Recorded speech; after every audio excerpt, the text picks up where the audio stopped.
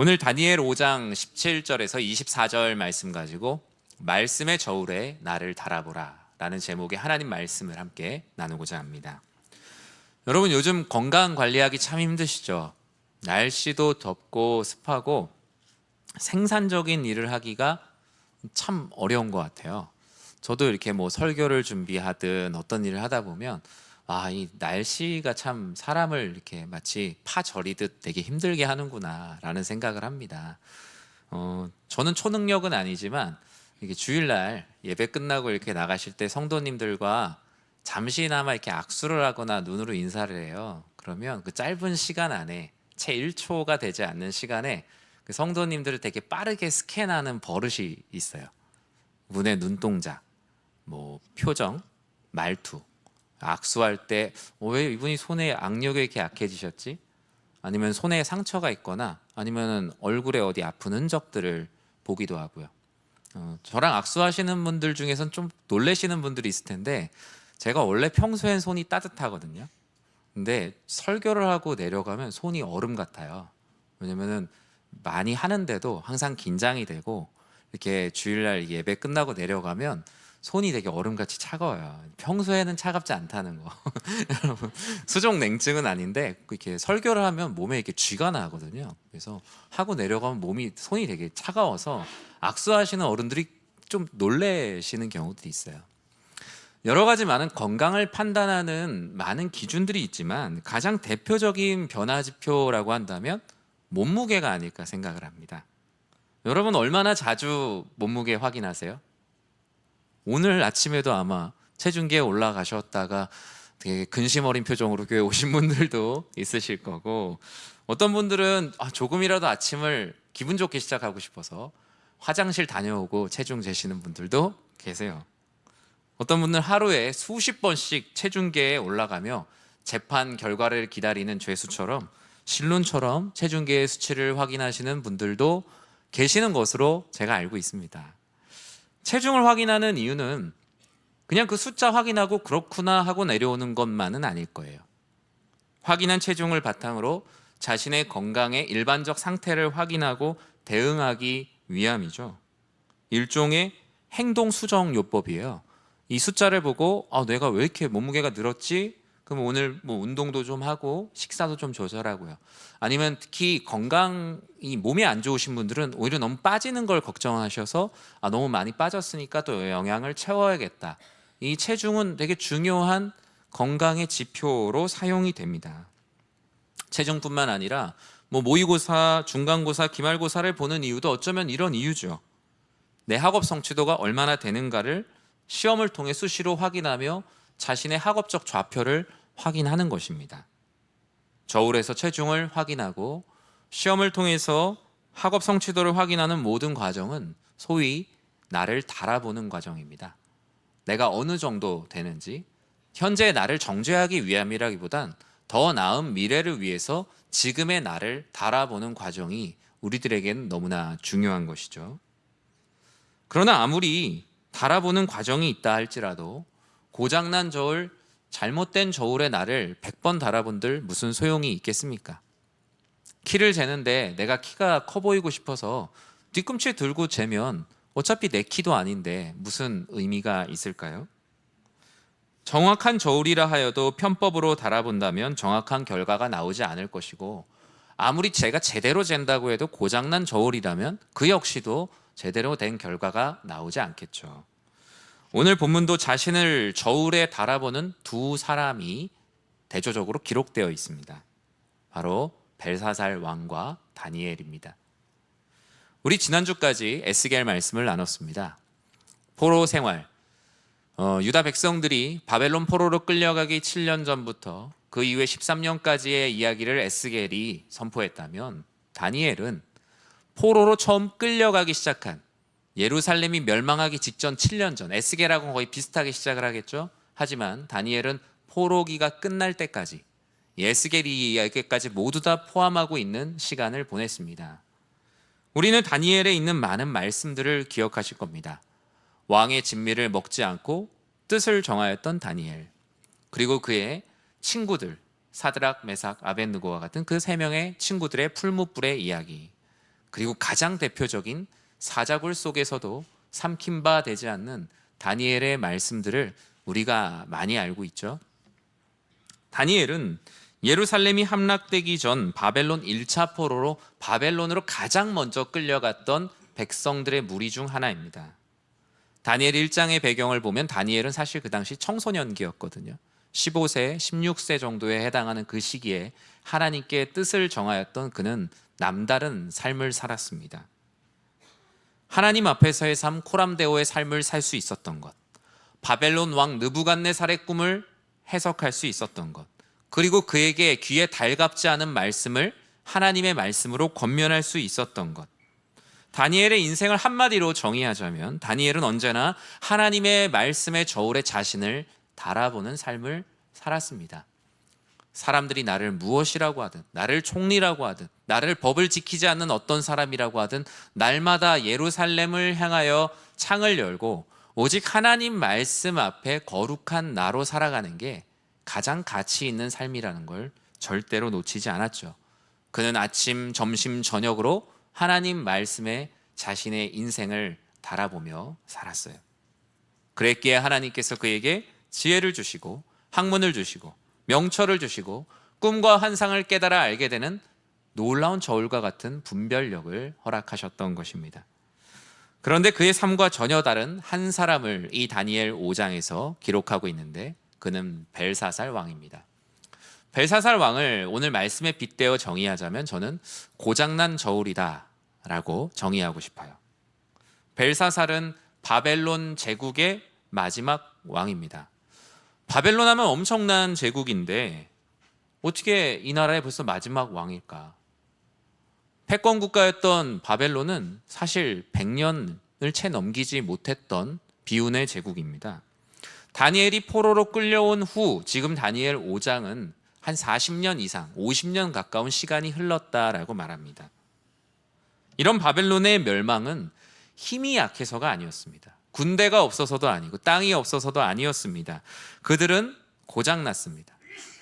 그들 스스로를 제어할 수 있는 컨트롤 타워가 우상 숭배와 쾌락으로 완전히 무너져 있었고 사람으로 얘기하면 중추신경이 완전히 마비되었죠. 손과 팔과 다리가 멀쩡했지만 그들은 정상적으로 걸을 수 없는 큰 거인에 불과했습니다.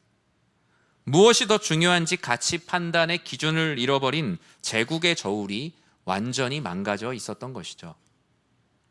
벨사살 왕의 아버지를 보통 느부갓네살 왕으로 많이 알고 계실 거예요. 그래서 다니엘이 네 왕을 섬겼다라고 많이 알고 있잖아요.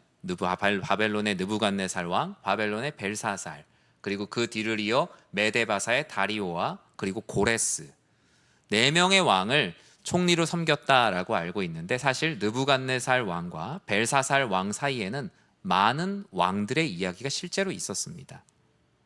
제가 한번 찾아봤는데요. 느부갓네살의 아들은 벨사살이 아니라 느부갓네살의 아들은 에윌무로닥이라는 왕이었습니다. 이 왕은 2년을 통치한 후에 암살당합니다. 누구에게 암살당하냐면 아버지가 느부갓네살이잖아요. 아버지를 이어서 아들이 왕이 됐는데 아버지의 사위 매형한테 암살을 당합니다. 네르갈사레셀에 의해 살해되고 사위 역시 똑같이 칼로 흥한 자는 칼로 망한다고 4년을 채 버티지 못하고 동일하게 살해당합니다. 그리고 그의 아들 라바시 말뚝이 왕위를 계승했지만 그 역시 석 달도 안 되어 나보니더스에 의해 암살당합니다. 계속되는 이 짧은 기간의 암살의 역사. 이 나보니더스 왕은 더 큰 제국을 위해 주로 원정을 다녔는데 이 다니엘 5장의 현재 상황은 나보니더스가 아라비아로 원정을 갔을 때입니다. 그러니까 벨사살 왕은 나보니더스의 아들이거든요. 그러니까 벨사살이 왕이긴 한데 섭정왕인 거예요. 아버지 왕은 아라비아로 전쟁을 하러 갔고 지금 안을 다스려야 하니 왕의 역할을 벨사살이 하고 있었던 거예요. 그러니까 벨사살은 당시의 제1 권력자는 아니었던 겁니다. 벨사살이 성경에 보면 느부갓네살을 부친이라고 하는 이유는 그 사이에 위에 많은 왕들이 있었지만 그에게 있어서 절대 왕권의 상징은 느부갓네살이었고요. 그 사이에 있는 왕들은 그냥 잔잔바리였다라고 생각을 해서 느부갓네살을 부친이라 불렀고, 많은 사람들도 벨사살을 느부갓네살의 아들이라고 불렀습니다. 그러나 이 벨사살의 고장난 저울을 더 고장나게 했던 것은 무엇이었냐면 바로 그의 교만이었습니다. 사실 벨사살은 교만할 만한 상황이 아니에요. 제일 권력자도 아니고요. 나라를 다스리는 방법도 잘 알지 못했던 아주 서투른 왕이었습니다. 하지만 그 왕권의 달콤함이 얼마나 큰지는 잘 알았던 사람이에요. 마치 운전하는 법은 잘 모르는데 운전은 되게 하고 싶어하는 사람이라고 할까요? 바벨론을 멸망시킬 메대와 바사 연합군이 지금 바벨론 성 주변을 포위하고 있는 상태거든요. 아버지 나보니더스도 지금 급하게 역사책에 보면 빨리 돌아오고 있는 상황입니다. 그러면 벨사살은 무엇을 했어야 됐을까요? 지금 있는 사람들하고 어떻게든 이 성을 지키기 위해서 뭐 기도를 하든지 아니면 무기를 만들든지 훈련을 하든지 작전을 짜든지 완전히 깨어 있어야 될 때입니다. 평소에 망나니 같은 삶을 살았다 할지라도 지금 이 순간만큼은 깨어 있어야 했던 것이 벨사살 왕의 모습이었습니다. 그러나 그가 무엇을 하고 있었다라고 말합니까? 우리 2절 말씀 같이 한번 읽어보겠습니다. 벨사살이 술을 마실 때 명하여 그의 부친 느부갓네살이 예루살렘 성전에서 탈취하여 온 금, 은그릇을 가져오라고 명하였으니 이는 왕과 귀족들과 왕후들과 후궁들이 다 그것으로 마시려 함이었더라. 아멘. 다 똑같은 사람들이었습니다. 부친이 되는 왕은 지금 전쟁을 나갔다가 급하게 돌아오려고 하고 있는데 이 아들인 왕은 정신을 못 차리고 있죠. 그들은 지금 메대와 바사의 연합군이 자신들을 공격해도 절대로 이 철옹성과 같은 요새를 뚫을 수 없을 것이라고 생각을 했어요. 왜냐하면 당시 바벨론의 그 성이 공성전에 아주 강점이 있는 성이었어요. 보통 공성전에 있어서 병법에 보면 성을 무너뜨리기 위해서는 최소 2.5배, 많게는 10배의 병력이 필요하다라고 말합니다. 그러나 이 바벨론의 성을 무너뜨리기 위해서 그 지역 안에선 50배, 100배의 병력이 있어도 저 성은 무너뜨릴 수가 없다고요. 예전에 사극 같은 거 보면 임진왜란 이런 거 보면 막 사다리 놓고 막 올라가잖아요. 그럼 우리나라 그 사람들이 막기 위해서 막 끓는 물도 붓고 뭐 돌멩이도 던지고 이러지 않습니까? 엄청나게 많은 병력이 있어야 이 성을 무너뜨릴 수 있어요. 그러다 보니 벨사살은 교만했고 이 성이 우리를 지켜줄 거라고 생각하며 귀족 천명들에게 잔치를 베풉니다. 그냥 이러나 저러나 죽는 거 하면서 했던 잔치가 아니고 절대로 우리 성을 무너뜨릴 수 없다라는 교만함으로 잔치를 벌였던 거예요. 게다가 그 교만이 얼마나 큰지 주변에 있는 사람들이 다 똑같은 사람들이었어요. 왜 이 벨사살 왕이 예루살렘 성전에서 쓰던 성전의 금그릇과 은그릇을 꺼냈다고 말합니까? 성경에 보면 이는이라고 말하면서 왜냐하면 주변에 있는 왕후들과 그 신하들이 그거와 우리 꺼내서 그 그릇으로 술 마시자라고 얘기하는 거예요. 사실 느부갓네살 왕도 뭐 하나님 앞에 선한 뭐 하나님의 그 뭐 제자나 선지자는 아니었지만 느부갓네살 왕은 두려움이 있었어요. 항상 다니엘을 통해서 놀라운 일을 일으킬 때마다 그가 하나님을 믿는 신앙인은 아니었지만 하나님은 두려워해야 되는 존재라는 최소한 신적 경외감은 가지고 있었던 사람인지라 바벨론이 유다 백성들을 멸망시키고 예루살렘 성전으로부터 가져온 그릇으로 절대로 다른 짓을 하지 않고 잘 모셔두었어요. 그런데 그와 같은 전통들을 깨뜨리고 신하들이 그 그릇으로 술을 마시자고 합니다. 벨사살은 어때요? 지금 왕이 아니잖아요, 사실. 그런데 왕처럼 보이고 싶은 거예요. 그래서 그 할아버지 그 이상 때부터 꺼내지 않았던 그릇을 꺼내오라고 거기다 술을 따라 마시고 있는 엄청난 교만은 그들을 죽음으로 몰고 가고 있습니다. 사랑하는 성도 여러분, 우리도 인생의 분별력을 잃어버릴 때가 있습니다. 바로 내가 나의 기준이 될 때, 내 삶의 기준이 나의 저울이 될 때 우리는 분별력을 잃어버리기 십상입니다. 내가 누군가에게 되게 정의롭게 얘기하는 것 같은데 사실은 나를 자랑하기 위해서 그런 말을 할 때도 있고요. 누군가를 사랑하기 위해서 말한다고 하는데 사랑이 있는 나로 돋보이고 싶어서 그렇게 얘기한 나 자신의 모습을 내가 알 때가 있습니다. 성경에서 말하는 교만은 하나님의 말씀이라는 기준이 없이 내가 기준이 되어서 행하는 것을 교만이라고 말하고 있으며, 분별력을 잃어버리는 가장 큰 이유가 바로 이 교만으로부터 시작된다라고 성경 곳곳에서 말씀하고 있습니다. 하나님의 말씀의 저울이 아닌 교만의 저울, 내가 기준이 되어서 재보면 수치가 잘못 나타나요. 예배를 드리지 않는 것도 그럴 수 있다라고 생각하며 자기 스스로 그 무게를 낮추어서 평가합니다. 하나님의 뜻대로 살지 않는 것도 내 교만의 저울에 달아보니 별일 아닌 것이라고 생각을 하게 돼요. 하나님은 이렇게 교만의 저울에서 춤추고 노래하는 이들, 연애를 즐기고 있는 이들을 가만히 두실 수가 없었습니다. 하나님께서 나타나셔야 했죠. 우린 그것을 무엇이라 말합니까? 하나님의 현현이라고 합니다. 하나님의 현현, 5절에 어떻게 드러나 있습니까? 우리 같이 한번 읽어볼까요? 그때 사람의 손가락들이 나타나서 왕궁 촛대 맞은편 석회벽에 글자를 쓰는데 왕이 그 글자 쓰는 손가락을 본지라. 아멘. 하나님은 교만으로 고장난 저울, 이 바벨론과 벨사살 왕을 치기로 작정하시고 하나님의 뜻을 그들에게 나타내십니다. 하나님의 말씀에 자신을 달아보기보다 나의 감정과 쾌락을 기준으로 자신을 달아보며 희희낙낙하고 있는 벨사살과 그 악한 무리들에게 하나님께서 나타나셨어요.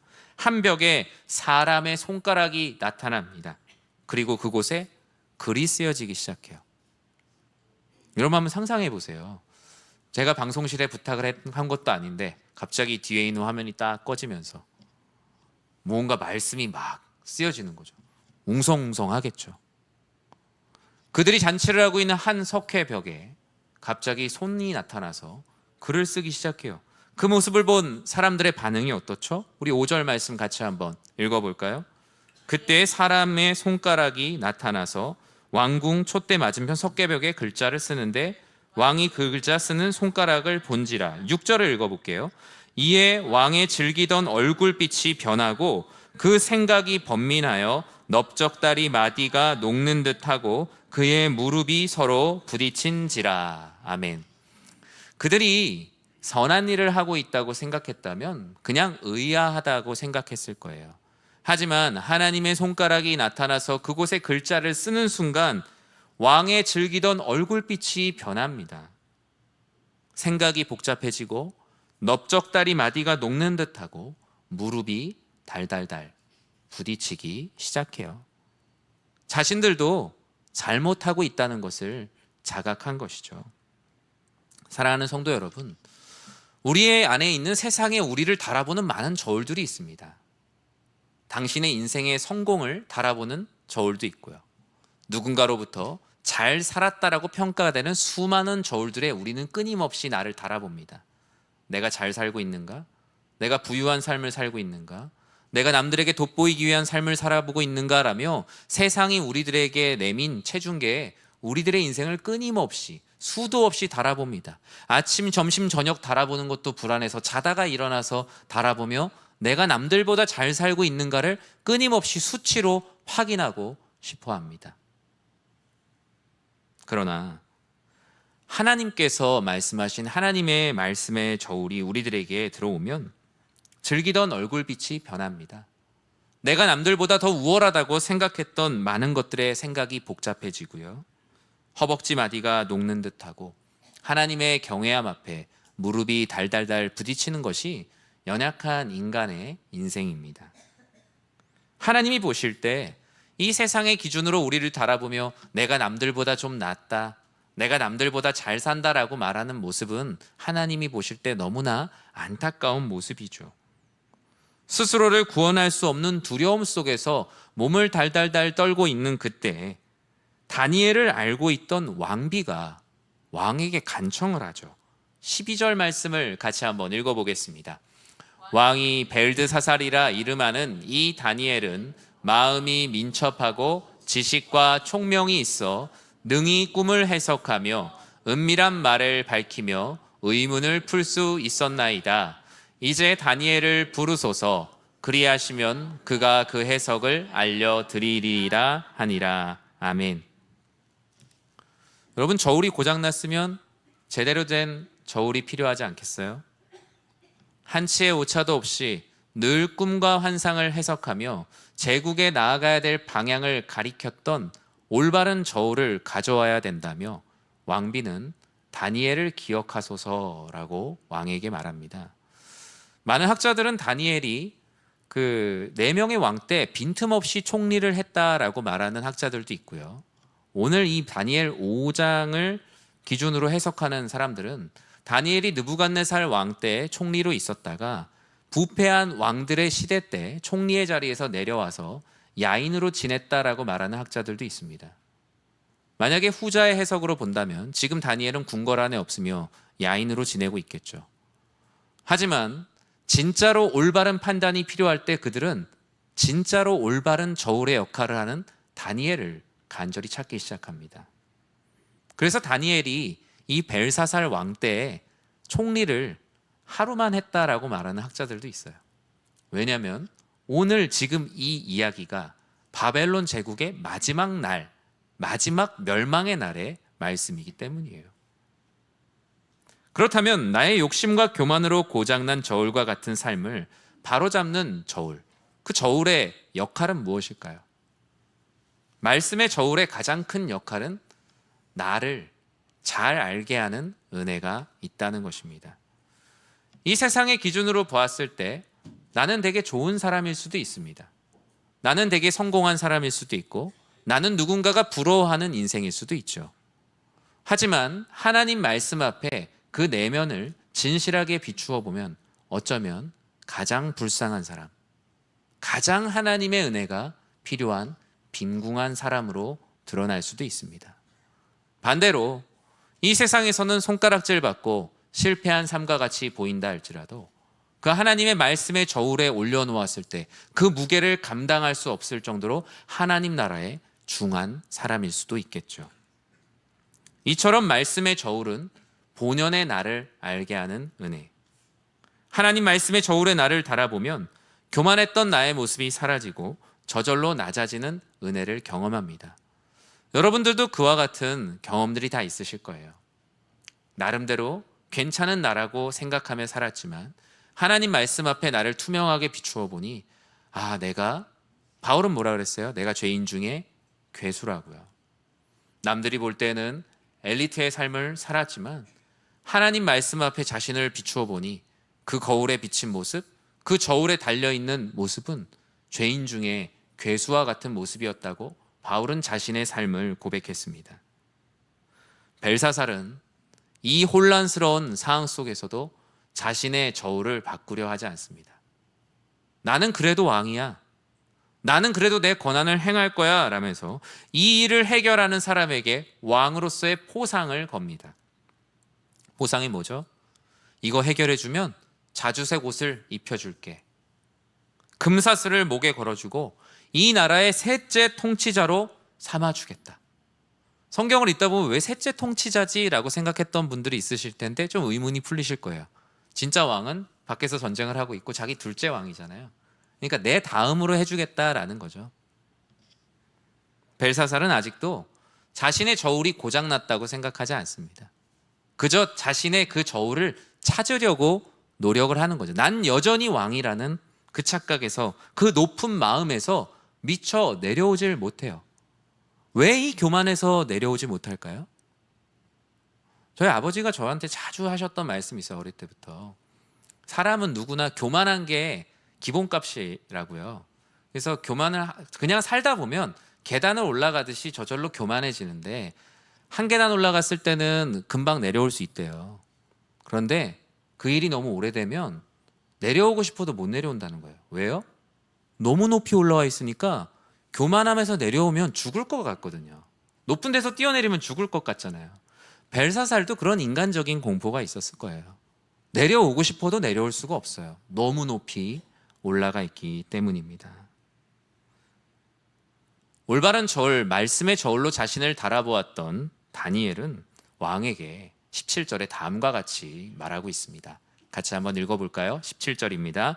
다니엘이 왕에게 대답하여 이르되 왕의 예물은 왕이 친히 가지시며 왕의 상급은 다른 사람에게 주옵소서. 그럴지라도 내가 왕을 위하여 이 글을 읽으며 그 해석을 아뢰리이다. 아멘. 다니엘은 말씀의 저울로 자신을 달아보는 사람이에요. 벨사살의 기준에서 달아보았을 때 무거워 보였던 왕의 상급, 자주색 옷이나 셋째 통치자의 자리나 많은 재물들은 다니엘의 말씀의 저울에는 그다지 무거운 것들이 아니에요. 다니엘은 왕에게 말합니다.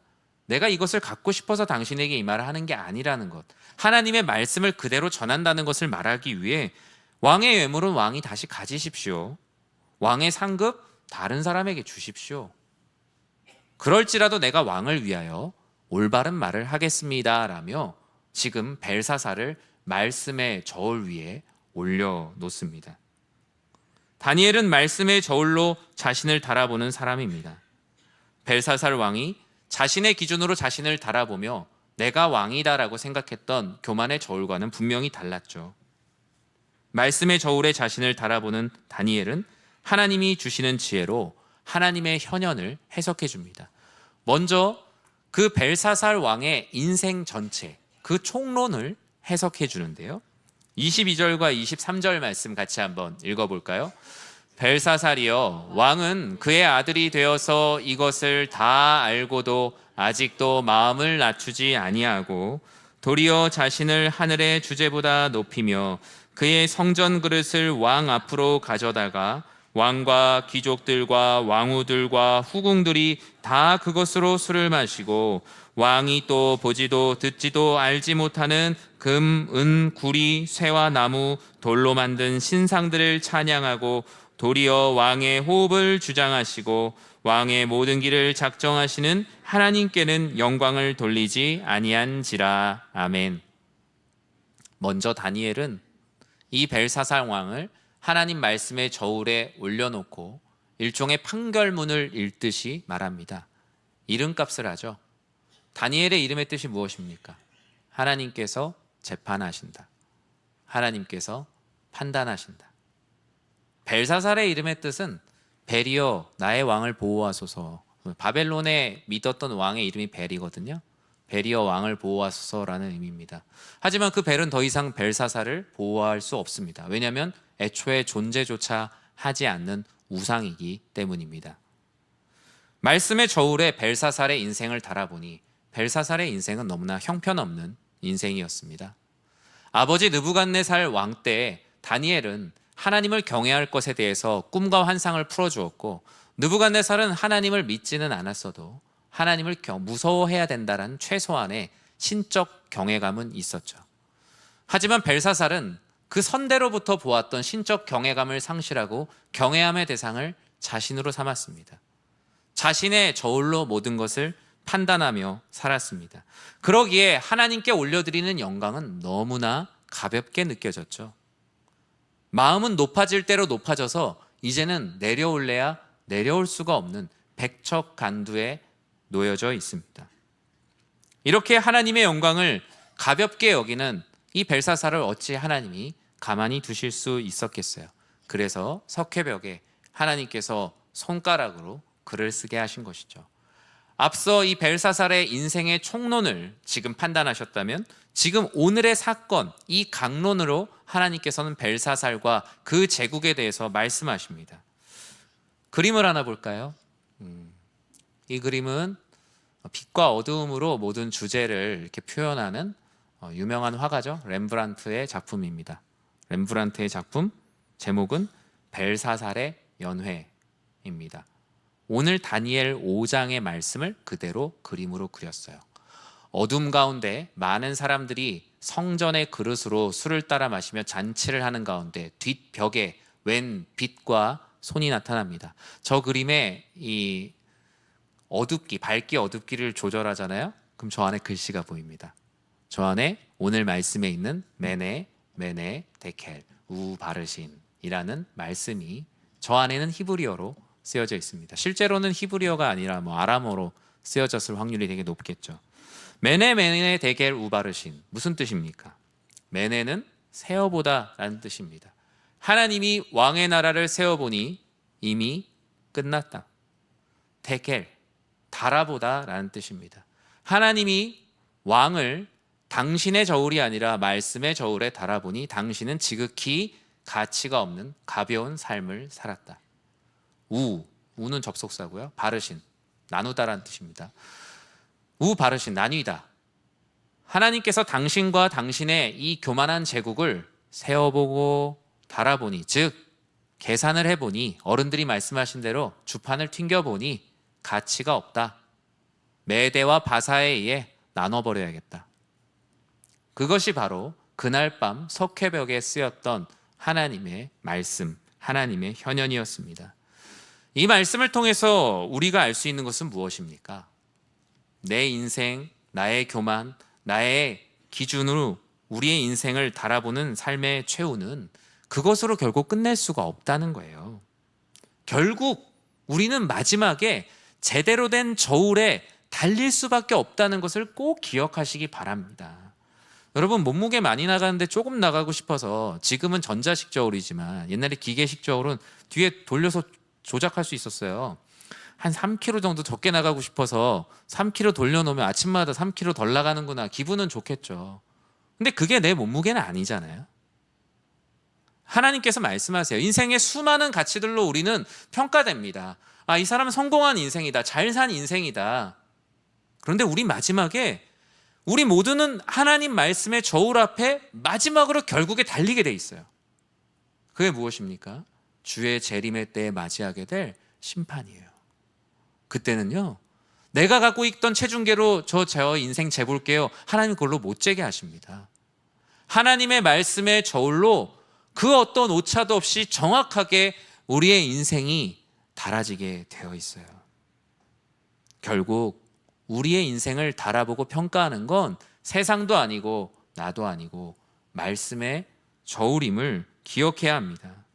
세상의 수많은 저울로 인생의 성공과 행복이 측량되고 판단되는 것 같지만 결국 우리는 말씀의 저울에 달아지게 됩니다.